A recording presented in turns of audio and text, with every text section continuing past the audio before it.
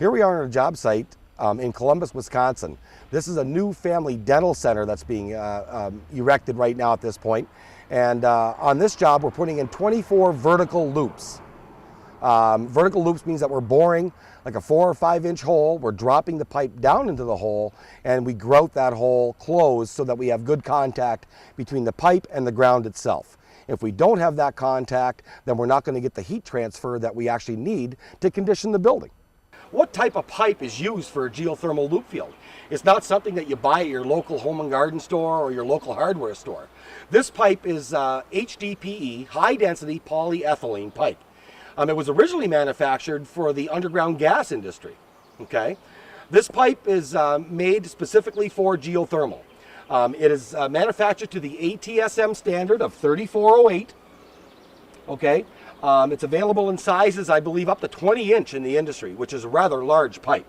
This case here, we have 2 inch iron pipe size, and this is the SDR11. This is like the nomenclature for the pipe. There are other nomenclatures. There's SDR9, SDR15, SDR17, and each one of those pipes are manufactured to a different ATSM or a different standard. Okay, so this just isn't your run-of-the-mill pipe that you go to your local plumbing shop and get, or your local hardware store. This is manufactured specifically for the geothermal industry. Well, since we can't see 155 feet down into the ground, the only thing that we're going to see is the 2 pipes coming up out of the ground. So let's just glance over here or move over here, and we'll explain what we've got going on. Here you'll see that we have 2 pipes coming up into the ground.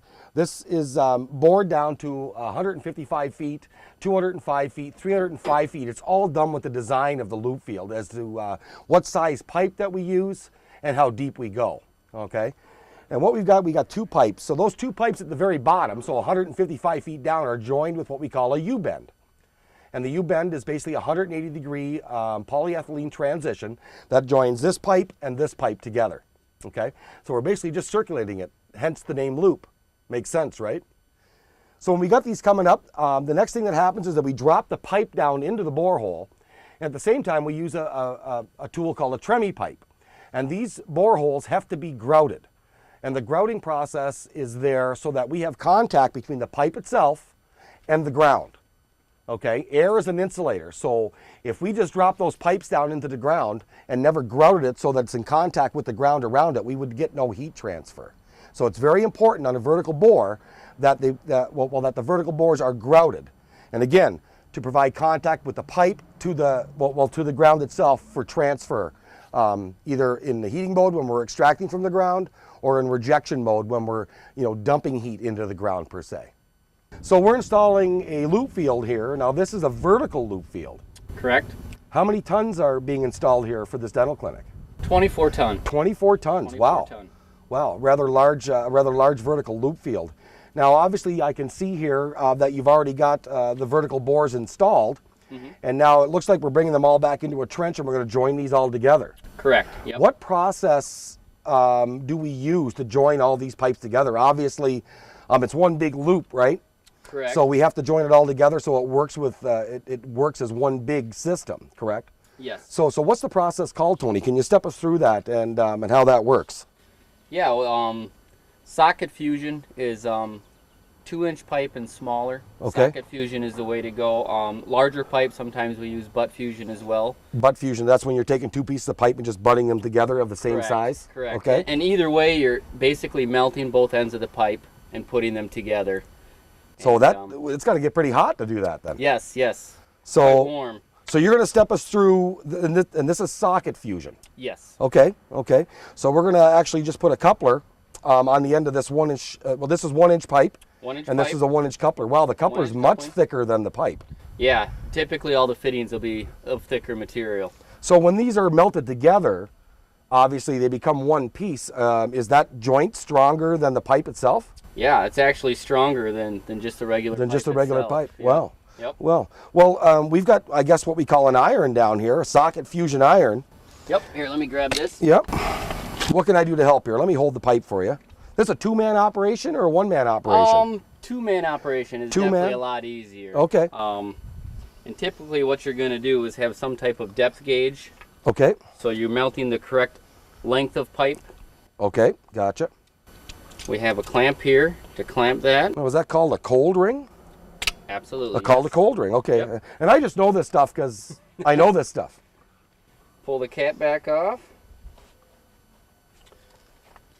And you can see one end of the iron is going to go over the pipe. And one end is going to go inside the fitting. Okay, yeah, so we've got a bigger fitting here and a smaller fitting there. So one goes over and one goes in. Yep. Okay. And the two not melted will not go together. The pipe is a little bigger than the hole in the fitting. So we've got the fitting, which is a 1-inch fitting, and we got a 1-inch pipe. They're not going to get along very well. They're not going to fit together. Okay. Yep. And that's what this fusion process enables, though, I guess, huh? Right. Okay. Right. All right. And by slipping this over and pushing down on the fitting, okay, and heating both ends. Yep. Is there a certain period of time that you have to allow this to sit? Yes, and it varies depending on pipe size. You can tell you've overheated it when this pipe starts to get collapse. Oh, okay. Melt in. Yes. Okay. And then you've probably waited too long to pull it off. And then you would render that attempt useless then, obviously, right, because if it's starting to melt over, it's going to affect flow. Definitely. Okay. Okay. Definitely. So this isn't a do-it-yourself type endeavor here. No. No. You know, obviously you want to call a professional in on this and have it done correctly. To do fusion, you have to be certified, do you not? Yes, you do have to be certified. Okay. All right. Yep. And you know, for good reason. With it being 6 to 8 feet below the ground, you certainly don't want anything going wrong. Well, yeah. I mean, I can imagine if we had a leak in the loop field. I mean, it would show up on the inside, probably from a performance standpoint. Where we're not going to get very good flow, and you would obviously see it in the ground as well. Absolutely. And then you would have to go through a process of excavating, finding where the leak is, and it's something you really don't want to deal with. No. You know. No. So fusion is a very, very important part of the loop field, obviously. Yes. And having a professional that's well versed and trained in doing this is going to pay dividend down the road, obviously, because you'll have a loop field with no leaks. Absolutely. And that's the objective, right? Yes. To have a loop field with no leaks. Now that we've got our vertical loop field installed and all fused together, the next thing that we have to do is we have to bring this loop field inside the building. Now what we're going to do is that we're going to consolidate or marry together this entire loop field, but we're going to do half and half. So each half will have a 2-inch supply and return pipe that's connected to a header, and the other half will have a 2-inch supply return pipe. Then we will trench, as I walk along here, down to the same depth as our vertical loop field, and we will trench into the foundation of the building. We want to be low on the foundation because we want to keep that pipe well below the surface area of the ground. When we get to the foundation, we're going to core 2 holes through the foundation, and then the supply and return from each side of this loop field will be installed inside the building. So this trench will run along here. We will excavate right up to the building. When it penetrates the building, it will be connected to another header or another manifold, supply and return. From that point, it's then piped. There's several different piping methods to pipe it on the inside, but in essence what we're doing is we're connecting the loop field once we get inside the building to each and every geothermal unit that's installed inside the building.